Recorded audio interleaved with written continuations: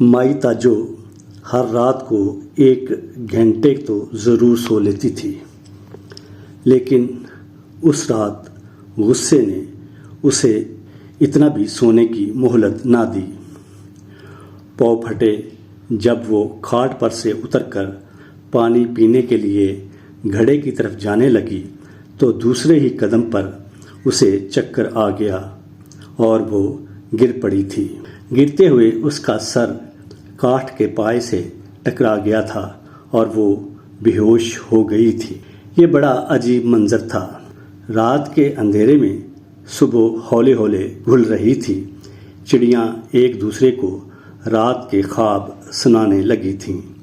بعض پرندے پر ہلائے بغیر فضا میں یوں تیر رہے تھے جیسے مصنوعی ہوں، اور کوک ختم ہو گئی تو گر پڑیں گے۔ ہوا بہت نرم تھی اور اس میں ہلکی ہلکی لطیف سی خنکی تھی۔ مسجد میں وارث علی اذان دے رہا تھا۔ یہ وہی سریلی آواز تھی جس کے بارے میں ایک سکھ سمگلر نے یہ کہہ کر پورے گاؤں کو ہنسا دیا تھا کہ اگر میں نے وارث علی کی 3-4 اذانیں اور سن لیں تو واحے گرو کی قسم کھا کے کہتا ہوں کہ میرے مسلمان ہو جانے کا خطرہ ہے۔ اذان کی آواز پر گھروں میں گھمر گھمر چلتی ہوئی مدھانیاں روک لی گئی تھیں۔ چاروں طرف صرف اذان حکمران تھی اور اس ماحول میں مائی تاجو اپنی کاٹ کے پاس ڈھیر پڑی تھی۔ اس کی کن پٹی کے پاس اس کے سفید بال اپنے ہی خون سے لال ہو رہے تھے، مگر یہ کوئی عجیب بات نہیں تھی۔ مائی تاجو کو تو جیسے بے ہوش ہونے کی عادت تھی۔ ہر 8ویں 10ویں روز وہ صبح کو کاٹ سے اٹھتے ہی بے ہوش ہو جاتی تھی۔ ایک بار تو وہ صبح سے دوپہر تک بے ہوش پڑی رہی تھی اور چند چیونٹیاں بھی اسے مردہ سمجھ کر اس پر چڑھ آئی تھیں اور اس کی جھریوں میں بھٹکنے لگی تھیں۔ تب پڑوس سے چودھری فتح دین کی بیٹی راہتا پنجوں کے بل کھڑی ہو کر دیوار پر سے جھانکی تھی اور پوچھا تھا، مائی آج لسی نہیں لوگی کیا؟ پھر اس کی نظر بے ہوش مائی پر پڑی تھی اور اس کی چیخ سن کر اس کا باپ اور بھائی دیوار پھاند کر آئے تھے اور مائی کے چہرے پر پانی کے چھینٹے مار مار کر اور اس کے منہ میں شکر ڈال ڈال کر خاصی دیر کے بعد اسے ہوش میں لائے تھے۔ حکیم منور علی کی تشخیص یہ تھی کہ مائی خالی پیٹ سوتی ہے۔ اس دن سے راحتاں کا معمول ہو گیا تھا کہ وہ شام کو ایک روٹی پر دال ترکاری رکھ کر لاتی اور جب تک مائی کھانے سے فارغ نہ ہو جاتی وہیں پر بیٹھی مائی کی باتیں سنتی رہتی۔ ایک دن مائی نے کہا تھا، میں تو ہر وقت تیار رہتی ہوں بیٹی کہ جانے کب اوپر سے بلاوا آ جائے۔ جس دن صبح میں تمہارے گھر لسی لینے نہ آئی تو سمجھ لینا میں چلی گئی۔ تب تم آنا اور ادھر وہ چارپائی تلے صندوق رکھا ہے نا، اس میں سے میرا کفن نکال لینا، کبھی دکھاؤں گی تمہیں۔ وارث علی سے کہہ کر مولوی عبد المجید سے خاک پاک سے کلمہ شہادت بھی لکھوایا ہوا ہے۔ ڈرتی ہوں اسے بار بار نکالوں گی تو کہیں خاک پاک جھڑ ہی نہ جائے۔ بس یوں سمجھ لو کہ یہ وہ لٹھا ہے جس سے بادشاہ زادیاں برقعے سلواتی ہوں گی۔ کپاس کے خاص پھولوں کی روئی سے تیار ہوتا ہے یہ کپڑا۔ ٹین کے پترے کی طرح کھڑ کھڑ بولتا ہے۔ چکی پیس پیس کر کمایا ہے۔ میں لوگوں کو عمر بھر آٹا دیتی رہی ہوں اور ان سے کفن لیتی رہی ہوں۔ کیوں بیٹی، یہ کوئی گھاٹے کا سودا تھا؟ نہیں تھا نا۔ میں ڈرتی ہوں کہ کہیں کھدر کا کفن پہن کر جاؤں تو لوگ جنت میں بھی مجھ سے چکی ہی نہ پسوانے لگیں۔ پھر اپنے پوپلے منہ سے مسکرا کر اس نے پوچھا تھا، تمہیں دکھاؤں؟ نہ مائی، راہتا نے ڈر کر کہا تھا۔ خاک پاک جھڑ گئی تو؟ پھر اس نے موضوع بدلنے کی کوشش کی، ابھی تو تم 20 سال اور جیو گی، تمہارے ماتھے پر تو 5 لکیریں ہیں، 5 بیسیاں 100۔ مائی کا ہاتھ فوراً اپنے ماتھے کی طرف اٹھ گیا۔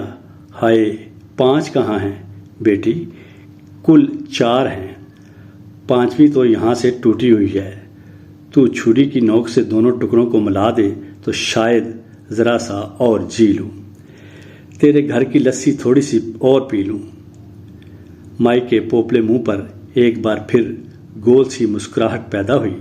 اس پر راہتہ نے زور سے ہنس کر آس پاس پھیلے ہوئے کفن اور کافور کی بو سے پیچھا چھڑانے کی کوشش کی، مگر کفن اور جنازے سے مفر نہ تھا۔ یہی تو مائی کے محبوب موضوع تھے۔ ویسے راہتہ کو مائی تاجو سے انسی اس لیے تھا کہ وہ ہمیشہ اپنے مرنے کی باتیں کرتی تھی، جیسے مرنا ہی اس کی سب سے بڑی کامیابی ہو۔ اور جب راہتہ نے ایک بار مذاق مذاق میں مائی سے وعدہ کیا تھا کہ اس کے مرنے کے بعد وہ اسے یہی کفن پہنا کر اپنے باپ کی منت کرے گی کہ مائی کا بڑا ہی شاندار جنازہ نکالا جائے، تو مائی اتنی خوش ہوئی تھی کہ جیسے اسے نئی زندگی مل گئی ہے۔ راہتہ سوچتی تھی کہ یہ کیسی بد نصیب ہے جس کا پوری دنیا میں کوئی بھی اپنا نہیں ہے، اور جب یہ مری تو کسی آنکھ سے ایک بھی تو آنسو نہیں ٹپکے گا۔ بعض موتیں کتنی آباد اور بعض کتنی ویران ہوتی ہیں۔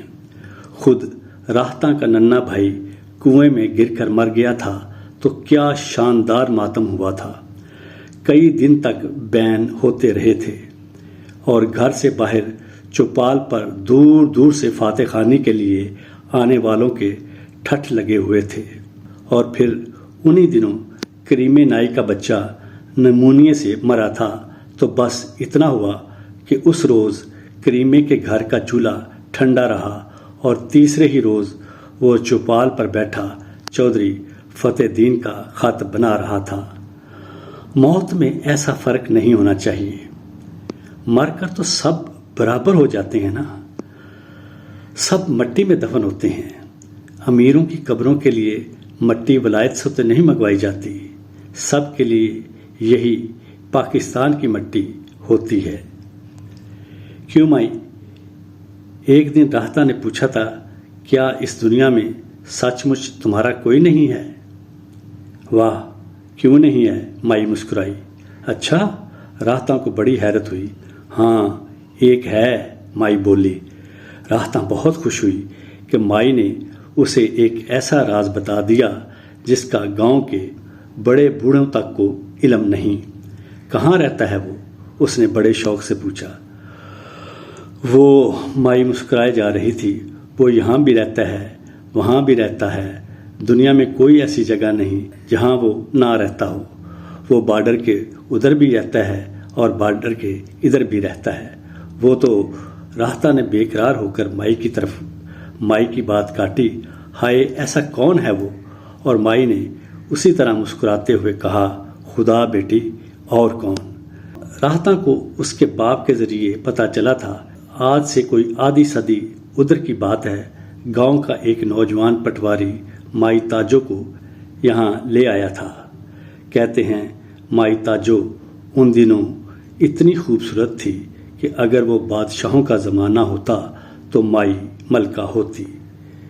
اس کے حسن کا چرچا پھیلا تو اس گاؤں سے نکل کر پٹواری کے آبائی گاؤں تک جا پہنچا، جہاں سے اس کی پہلی بیوی اپنے 2 بچوں کے ساتھ یہاں آ دھمکی۔ پٹواری نے مائی تاجو کو دھوکہ دیا تھا کہ وہ کنوارا ہے۔ تاجو نے اپنے باپ کی مرضی کے خلاف رو پیٹ کر اور نہر میں کود جانے کی دھمکی دے کر شادی کی تھی۔ اوپر سے پہلی بیوی نے بھی جب اپنا سینہ 2 ہتھڑوں سے پیٹنا شروع کیا اور ہر 2 ہتھڑ پر تاجو کو ایک گندی بساندی گالی تھما دیتی تو تاجو چکنا چور ہو کر یہاں سے بھاگی اور اپنے گاؤں میں جا کر دم لیا۔ ماں نے تو اسے لپٹا لیا، مگر باپ آیا تو اسے بازو سے پکڑ کر باہر صحن میں لے گیا اور بولا، چاہے پٹواری کی 3 بیویاں اور ہوں، تمہیں اسی کے ساتھ زندگی گزارنی ہے۔ تم نے اپنی مرضی کی شادی کی ہے، ہمارے لیے یہی بے عزتی بہت ہے۔ اب یہاں بیٹھنا ہے تو طلاق لے کر آؤ، ورنہ وہیں رہو، چاہے نوکرانی بن کر رہو۔ ہمارے لیے تو تم اسی دن مر گئی تھی جب تم نے پوری برادری کی عورتوں کے سامنے چھوکروں کی طرح اکڑ کر کہہ دیا تھا کہ شادی کروں گی تو پٹواری سے کروں گی، ورنہ کنواری مروں گی۔ جاؤ، ہم یہی سمجھیں گے کہ ہماری کوئی اولاد نہ تھی۔ اس کی ماں روتی پیٹتی رہی مگر باپ نے ایک نہ مانی، اور جب تاجو آدھی رات کو واپس اس گاؤں میں پہنچ کر پٹواری کے دروازے پر آئی تو اس میں تالا پڑا ہوا تھا۔ رات وہیں دروازے سے لگی بیٹھی رہی۔ صبح لوگوں نے اسے دیکھا تو پنچایت نے فیصلہ کیا کہ تاجو پٹواری کی باقاعدہ منکوہ ہے، اس لیے اس کا پٹواری کے گھر پر حق ہے اور اس لیے تالا توڑ دو۔ گاؤں والوں نے چند روز تک تو پٹواری کا انتظار کیا مگر اس کی جگہ ایک نیا پٹواری آ گیا۔ معلوم ہوا کہ اس نے کسی اور گاؤں میں تبادلہ کروا لیا ہے۔ گاؤں کے 2 آدمی اسے ڈھونڈنے نکلے اور جب وہ مل گیا تو پٹواری نے انہیں بتایا کہ اس نے ان کے گاؤں کا رخ کیا تو اس کی پہلی بیوی کے 6 فوٹے بھائی اسے قتل کر دیں گے۔ میں نے یہ بات اپنی پہلی بیوی کو بھی نہیں بتائی کہ میں تمہارے گاؤں کے جس مکان میں رہتا تھا وہ میں نے خرید لیا تھا اور وہ میری ملکیت ہے۔ یہ مکان میں اپنی دوسری بیوی تاجو کے نام لکھ دیتا ہوں، میں اسے طلاق نہیں دوں گا، مجھے اس سے محبت ہے۔ یہ کہہ کر وہ رونے لگا تھا۔ سو گاؤں والوں کی مہربانی سے پٹواری نے اسے طلاق کے بدلے مکان دے دیا اور وہ بھی صبر شکر کر کے بیٹھ گئی، کیونکہ اس کے پیٹ میں بچہ تھا۔ یہ بچہ جب پیدا ہوا تو اس نے اس کا نام حسن دین رکھا۔ محنت مزدوری کر کے اسے پالتی پوستی رہی، مڈل تک پڑھایا مگر اس کے بعد ہمت نہ رہی۔ تاجو کے حسن کی وجہ سے اس پر ترس تو سب کو آتا تھا مگر پٹواری سے جدا ہونے کے بعد وہ اپنی جوانی پر سانپ بن کر بیٹھ گئی تھی۔ ایک بھلے آدمی نے حسن دین کو اعلیٰ تعلیم دلوانے کا لالچ دے کر تاجو سے عقد کی خواہش ظاہر کی تو تاجو نے اس کی 7 پشتوں کو توم ڈالا اور حسن دین کلہاڑی لے کر خدا ترس کے پیچھے پڑ گیا۔ اس کے بعد کسی کو کچھ کہنے کا حوصلہ نہیں ہوا۔ حسن دین چند برس آوارہ پھرتا رہا، پھر جب اس کے عشق کا زمانہ آیا تو وہ فوج میں بھرتی ہو گیا۔ اس کے بعد مائی تاجو کے چند برس اچھے گزرے۔ حسن دین حوالداری تک پہنچا، اس کے رشتے کی بھی بات ہوئی مگر پھر دوسری جنگ چھڑ گئی اور حسن دین ادھر بن غازی میں مارا گیا۔ تب مائی تاجو نے چکی پیسنی شروع کی اور اس وقت تک پیستی رہی جب وہ ایک دن چکی کے پارٹ پر سر رکھے بے ہوش پائی گئی۔ اس دن جب وہ ہوش میں آئی تھی تو حکیم کے ہاتھ کو چکی کی ہتھی سمجھ کر گھما دیا تھا۔ اگر اس کے پڑوس میں چودھری فتح دین کی بیٹی راہتا نہ ہوتی تو وہ اپنی بار بار کی بیہوشیوں میں سے کسی بیہوشی کے دوران کوچ کر جاتی۔ وہ راہتا سے کہا کرتی تھی کہ بیٹی، اگر میرا حسن دین ہوتا تو میں تجھے تیری شادی پر سونے کا 7 لڑا ہار دیتی۔ اسے خدا نے اپنے پاس بلا لیا، سو اب میں ہر وقت تیرے لیے دعا کرتی ہوں کہ تو جگ جگ جیے اور شادی کے بعد اسی طرح سکھی زندگی رہے جیسے اپنے گھر سکھی ہے۔ ایک رات مائی تاجو کو اس بات کا غصہ تھا کہ جب اندھیری شام تک راہتاں اس کی روزانہ کی روٹی نہ لائی تو وہ خود ہی لاٹھی ٹیکتی فتح دین کے گھر چلی گئی۔ فتح دین کی بیوی سے راہتا کا پوچھا تو معلوم ہوا کہ وہ کسی سہیلی کی شادی میں گئی ہے اور آدھی رات تک واپس آئے گی۔ پھر اس نے روٹی مانگی تو راہتا کی ماں نے صرف اتنا کہا، دیتی ہوں، پہلے گھر والے تو کھا لیں۔ راہتا کی وجہ سے وہ اپنے آپ کو فتح دین کے گھر والوں ہی میں شامل سمجھتی تھی۔ اس لیے ضبط نہ کر سکی، بولی تو بی بی کیا میں بیکارن ہوں؟ سونے کی بالیوں سے بھرے ہوئے کانوں والی بی بی کو بھی مائی تاجو کی سی مسکین عورت کے منہ سے یہ بات سن کر تکلیف ہوئی۔ اس نے کہا، نہیں مائی، بیکارن تو خیر نہیں ہو، مگر محتاج تو ہو نا۔ مائی کو کپ کپی سی چھوٹ گئی، وہ وہاں سے اٹھ کر چلی آئی۔ ایک دو بار راہتا کی مائی نے اسے پکارا بھی، مگر اس کے کانوں میں تو شاں شاں ہو رہی تھی۔ گھر آ کر آنگن میں پڑی ہوئی گھاٹ پر گر پڑی اور روتی رہی اور اپنی موت کو یوں پکارتی رہی جیسے وہ دیوار سے ادھر بیٹھی اس کی باتیں سن رہی ہے۔ آدھی رات کو جب چاند زرد پڑ گیا تھا، دیوار سے راہتا نے اسے پکارا، مائی جاگ رہی ہو؟ میں سوتی کب ہوں بیٹی، اس نے کہا۔ ادھر آ کر روٹی لے لو دیوار پر سے، راہتا بولی۔ نہیں بیٹی، اب نہیں لوں گی، مائی کی آواز بھرانے لگی۔ آدمی زندہ رہنے کے لیے کھاتا ہے نا، تو میں کب تک زندہ رہوں گی، جب کہ میں جدھر جاتی ہوں میری قبر میرے ساتھ ساتھ چلتی ہے۔ میں کیوں تمہارا اناج ضائع کروں بیٹی؟ راہتا دیوار کے پاس کچھ دیر تک خاموش کھڑی رہی، پھر پنجوں کے بل ہو کر بڑی منت سے کہا، لے لو مائی، میری خاطر اسے لے لو۔ نہیں بیٹی، مائی اب کھل کر رو رہی تھی۔ لے لیتی، پر آج تمہاری ماں نے مجھے بتایا کہ میں محتاج ہوں، اور چکی پیس پیس کر میرے ہاتھوں میں جو کٹے پڑ گئے ہیں وہ مجھے کچھ اور بتاتے ہیں۔ سو بیٹی، یہ روٹی میں نہیں لوں گی، اب کبھی نہیں لوں گی۔ تمہاری لائی ہوئی کل شام والی روٹی میری آخری روٹی تھی، یہ روٹی اپنے کتے کے آگے ڈال دو۔ اس کے بعد اس نے سنا کہ راہتا اور اس کی ماں کے درمیان کچھ تیز تیز باتیں ہوئیں، پھر راہتا رونے لگی اور ماں اسے ڈانٹنے لگی۔ اس کے بعد فتح دین کی آواز آئی، سونے دو گی یا میں چوپال جا کر پڑھ رہوں؟ پھر جب سب خاموش ہو گئے تو مائی تاجو اٹھ بیٹھی۔ اسے لگا کہ راہتا اپنے بستر پر پڑی آنسو بہا رہی ہے۔ وہ دیوار تک گئی، مگر پھر فتح دین کے ڈر سے پلٹ آئی۔ گھڑے میں سے پانی پیا اور دیر تک المونیم کا کٹورا اپنے چہرے پر پھیرتی رہی۔ آج وہ کتنی تپ رہی تھی اور یہ پیالہ کتنا ٹھنڈا تھا۔ اب گرمیاں ختم سمجھو۔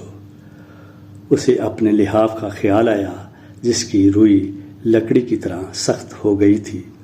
اب کہ اسے دنواؤں گی، پر اللہ کرے اس کی ضرورت ہی نہ پڑے۔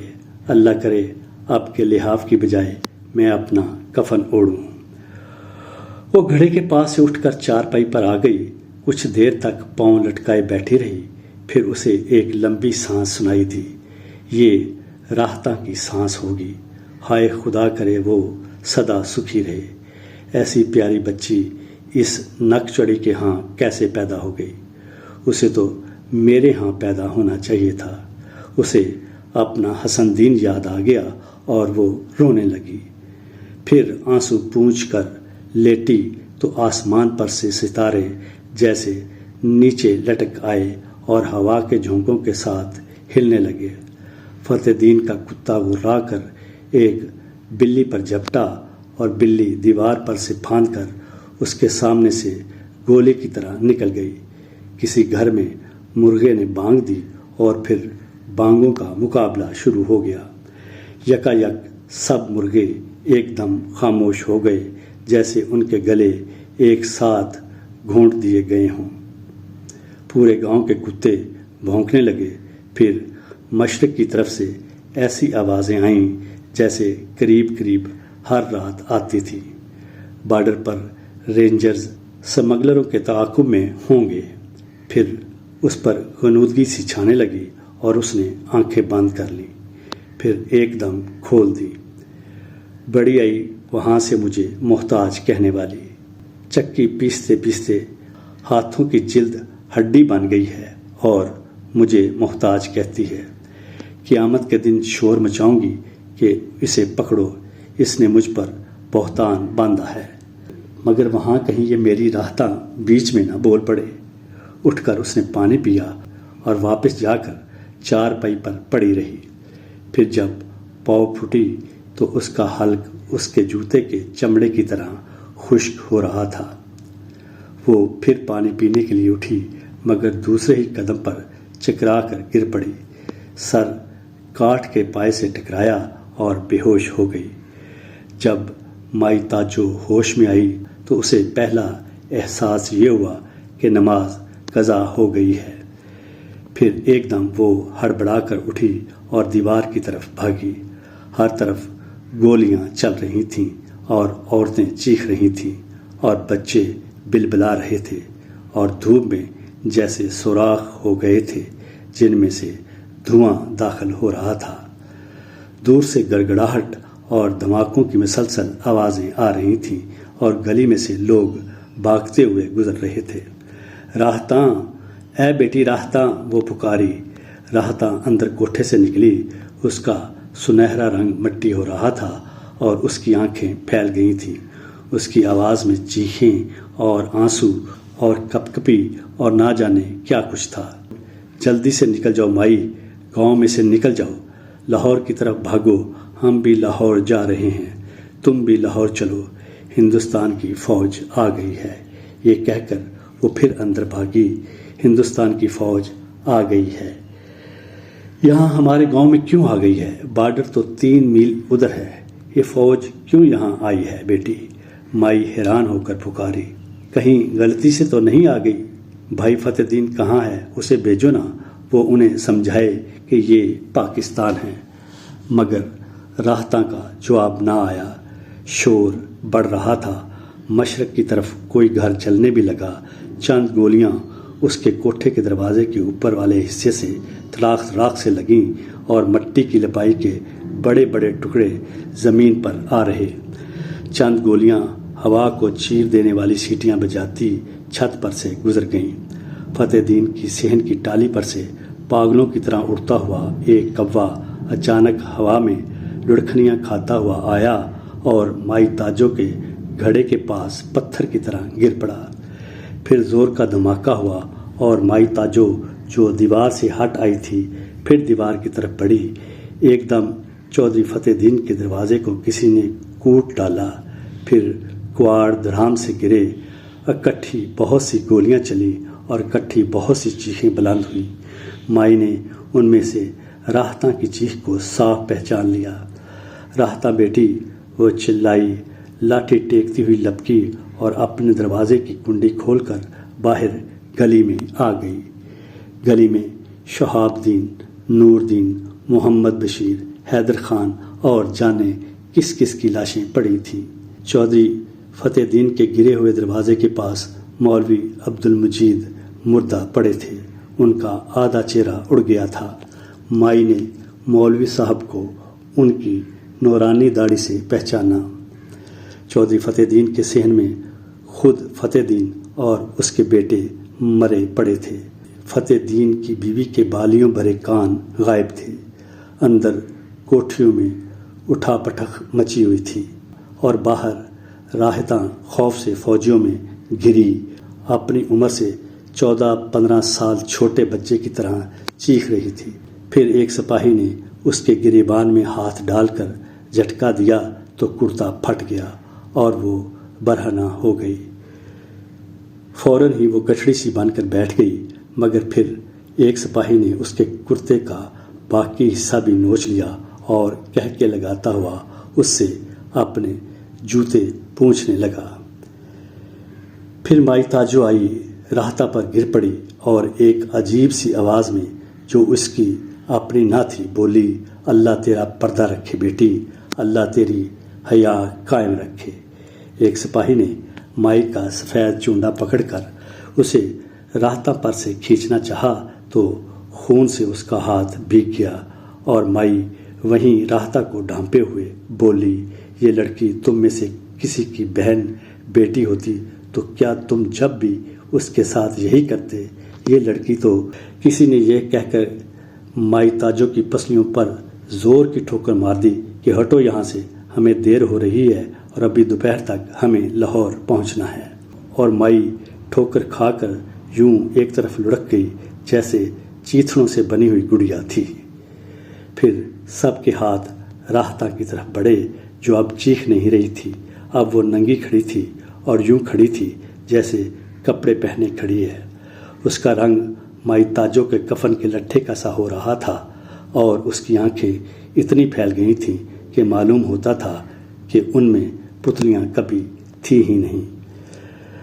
مائی تاجو ہوش میں آئی تو اس نے دیکھا کہ اس کے پاس وارث علی مؤذن کھڑا ہے۔ اس نے ادھر ادھر دیکھا، لاشوں کے چہرے ڈھپے ہوئے تھے۔ راہتا کہاں ہے؟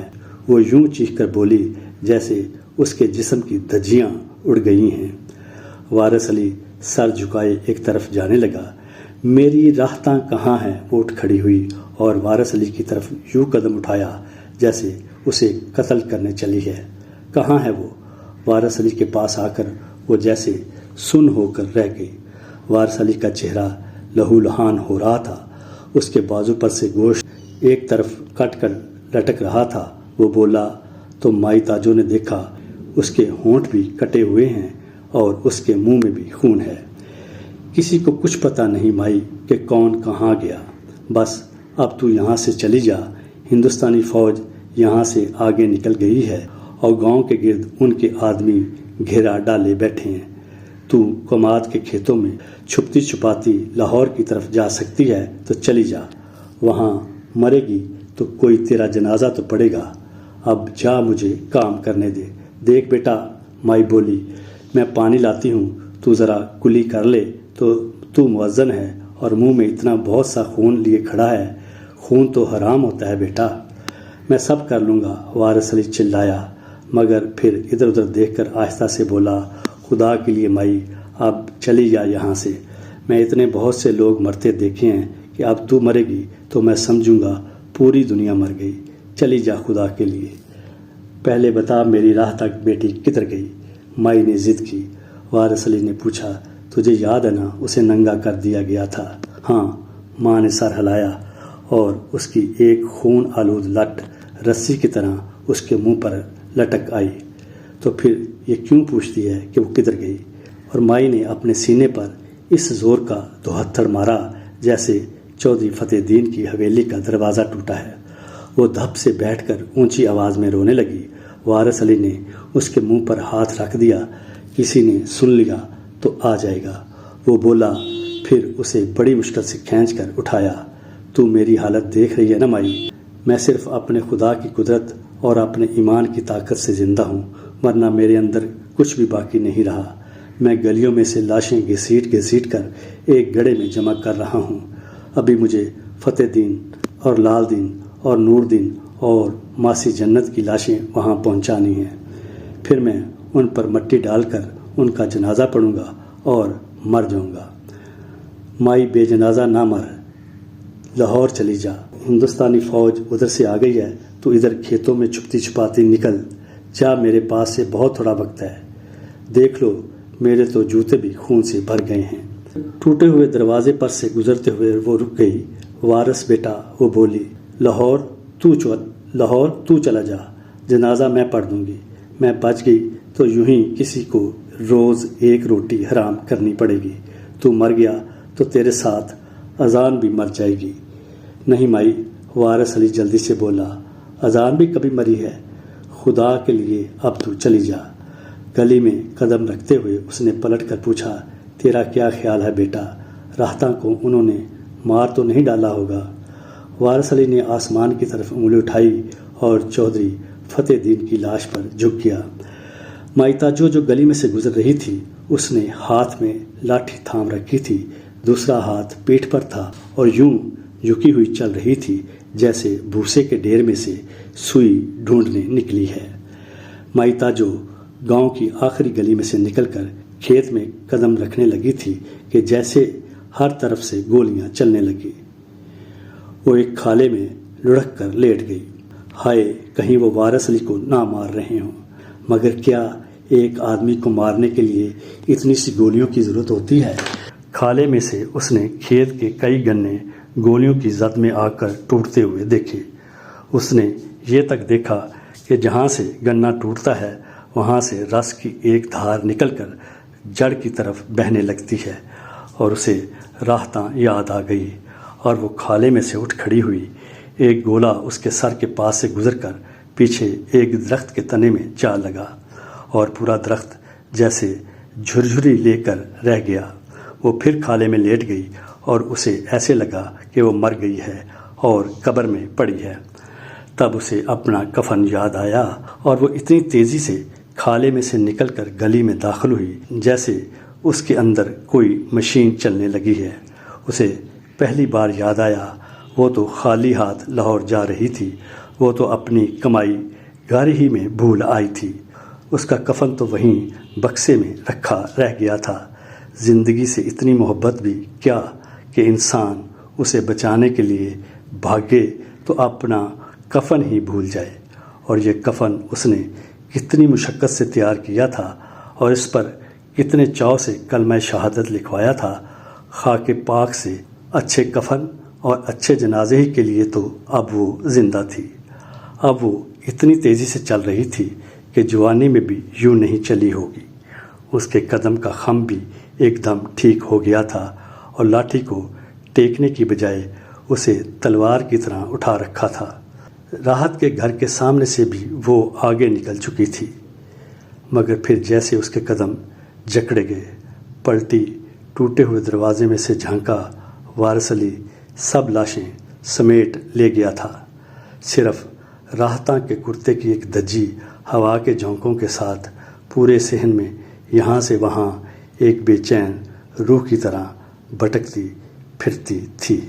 مائی تاجو کا جی چاہا کہ دو ہتھڑ مار کر اپنا سینہ ادھیڑ دے، مگر ساتھ ہی اسے وارث علی یاد آ گیا جس نے کہا تھا۔ فوراً اسے اپنا کفن یاد آیا۔ اس کے کوٹھے کا دروازہ کھلا تھا، گھڑے کے پاس کوا اسی طرح پڑا تھا، اس کا کٹھولا اسی طرح بچھا تھا، اندر اس کا بکسا کھلا پڑا تھا، مگر اس میں کفن موجود تھا۔ کیسی منہ کی کھائی ہوگی انہوں نے جب بکسا کھولا ہوگا اور اس میں سے صرف کفن نکلا ہوگا۔ مائی کفن کو سر کی چادر میں چھپا کر باہر آئی تو چودھری فتح دین کا کتا بھاگتا ہوا آیا اور اس کے قدموں میں لوٹنے لگا۔ اس کے اندازے سے معلوم ہوتا تھا کہ وہ ہنس نہیں سکتا ورنہ خوب ہنستا۔ چل ہٹ، مائی نے اسے ڈانٹا، میرے نمازی کپڑے پلید نہ کر۔ کتا اٹھ کھڑا ہوا۔ مائی نے دوسری گلی میں مڑتے ہوئے پلٹ کر دیکھا تو کتا وہیں کھڑا تھا اور اس طرح کھڑا تھا جیسے لکڑی کا بن کر رہ گیا ہے۔ مائی نے کتے کو اپنی طرف بلانا چاہا، مگر وہ پلٹا اور آہستہ آہستہ چلتا ہوا ایک دیوار کے سائے میں ایک دم یوں بیٹھ گیا جیسے گر پڑا ہے۔ ہائے بیچارہ! مائی کا احساس جرم، مگر پھر اوپر فضا میں اس زور کے دو دھماکے ہوئے کہ مائی تاجو کو اپنے قدموں تلے ٹکڑے ٹکڑے ہوتی محسوس ہوئی۔ تیزی سے چلتی ہوئی وہ پھر سے کھالے میں جا گری۔ اب زمین ہل رہی تھی۔ فضا میں جیسے بہت سے شیر ایک ساتھ دھاڑ رہے تھے اور دھماکوں اور گولیوں، گڑ گڑاہٹوں کا شور قریب آتا جا رہا تھا۔ اب وہ کفن کو اپنے سینے سے چمٹائے کھالے میں رینگنے لگی۔ برسوں پہلے چراغوں کا میلہ دیکھنے کے لیے وہ گاؤں کی دوسری عورتوں کے ساتھ اسی کھالے کے کنارے کنارے چلتی ہوئی لاہور چھاؤنی میں جا نکلی تھی، اور وہاں کیسا غضب ہوا تھا۔ بیچاری شہابی ایک ٹانگے کے پہیے تلے آ کر وہیں شالہ مار کے دروازے پر ہی مر گئی تھی۔ تو کیا ہوا، راحتاں مر گئی ہوگی؟ کیا راحتاں مرنے کے لائق تھی؟ لا بیٹی، میں تیرے ہاتھ کی روٹی واپس نہیں کروں گی۔ روٹھ مت مجھ سے، روٹھ مت راحتاں، مجھ سے روٹھ مت بیٹی۔ کھالے سے کپاس کے کھیت میں اور وہاں سے وہ گنے کے کھیت میں گھس گئی۔ دھماکے اتنے تیز ہو رہے تھے جیسے اس کے اندر ہو رہے ہیں۔ کہتے ہیں گولا لگے تو انسان گولے کی طرح پھٹ جاتا ہے۔ کون چنتا پھرے گا میری ہڈیاں اور پھر میرا کفن جس پر خاک پاک سے کلمہ شہادت لکھا ہے۔ کتنا گھنا ہے گنے کا یہ کھیت، یہ چودھری فتح دین کا کھیت ہے۔ راحتاں اسی کھیت کے گنے چوس چوس کر کہتی تھی کہ مائی مجھے بڑھاپے سے صرف اس لیے ڈر لگتا ہے کہ منہ پوپلا ہو جاتا ہے اور گنا نہیں چوسا جا سکتا۔ مائتا جو مسکرائی اور اس کی آنکھوں میں آنسو آ گئے۔ راحتہ بیٹی، اے میری راحتہ بیٹی۔ مائی آواز جیسے پاتال سے آئی تھی۔ انسان بھی عجیب مخلوق ہے، چاہے زمین اور آسمان بج رہے ہوں مگر اس کے کان بجنے سے باز نہیں آتے۔ مائی، ہائے یہ کیسی آواز ہے، ہائے یہ آواز تو جیسے میری پسلی سے آئی ہے۔ وہ کفن کو سینے سے چمٹا کر دبک گئی۔ اس کی انگلیوں نے محسوس کیا کہ اس کا دل اس کے سینے سے نکل کر کفن میں آ گیا ہے اور یوں دھڑک رہا ہے جیسے توپیں چل رہی ہیں۔ مائی ہڑبڑائی اور اوپر دیکھا، پھر وہ دیکھتی رہ گئی۔ کفن اس کی گرفت سے نکل کر گر گیا اور وہ دیکھتی چلی گئی۔ مائی، راحتہ کہہ رہی تھی، تم تو میری طرف بس دیکھے ہی جا رہی ہو، دیکھتی نہیں ہو میں ننگی ہوں، مجھے کچھ دو۔ مائی نے زور زور سے ہنستے ہوئے اور زور زور سے روتے ہوئے راحتہ کو یوں اپنی گود میں کھینچ لیا جیسے ننھے سے حسن دین کو دودھ پلانے چلی ہے۔ اب دھماکے جیسے کھیت کی چاروں مینڈوں پر ہو رہے تھے مگر مائی ان سے بے نیاز راحتہ کا ماتھا چومے جا رہی تھی۔ ہائے مجھے یہ اپنا کفن کیسا فالتو سا لگنے لگا ہے۔ کفن! راحتہ تڑپ کر مائی کی گود سے نکلی، کفن اٹھا کر اسے جلدی سے کھولا اور اپنے جسم پر لپیٹ کر یوں مسکرائی جیسے وہ دیوار پر سے مائی کو روٹی تھمانے آئی ہے، اور مائی نے دیکھا کہ راحتہ اس کے کفن میں بڑی خوبصورت لگ رہی ہے۔ ہائے میری بیٹی، اللہ تیرا پردہ رکھے، اللہ تیری حیا قائم رکھے میری بیٹی۔ پھر راحتہ نے مائی کو بتایا کہ جب وہ اسے لے جا رہے تھے تو اوپر سے پاکستان کے ہوائی جہاز آئے اور وہ لوگ ادھر ادھر کھالوں میں جا دبکے اور میں بھاگ آئی۔ مجھے پتا تھا میرے وطن کے جہاز مجھے پہچانتے ہیں، مجھے کچھ نہیں کہیں گے۔ تب میں گاؤں پار کر کے یہاں آ گئی اور جب سے یہیں بیٹھی ہوں مجھے ایسا لگ رہا ہے کہ میری مائی مجھے پکار رہی ہے، راحتہ، اے راحتہ بیٹی۔ کفن پر جگہ جگہ خون کے دھبے نمایاں ہونے لگے تھے۔ نوچی کھسوٹی ہوئی راحتہ کا جسم اب اپنا کرب کفن کو منتقل کر رہا تھا اور خاک پاک نے اس خون کے لیے جگہ خالی کر دی تھی۔ اور لاہور کے کہیں آس پاس مائی نے کہا، راحتہ بیٹی تو کتنی سچی ہے، تو نے میرا شاندار جنازہ نکلنے کا وعدہ کیا تھا تو یہ وعدہ سچ مچ پورا ہو گیا۔ تو میرے کفن میں کتنی پیاری لگ رہی ہے، میری اچھی، میری نیک، میری خوبصورت راحتہ۔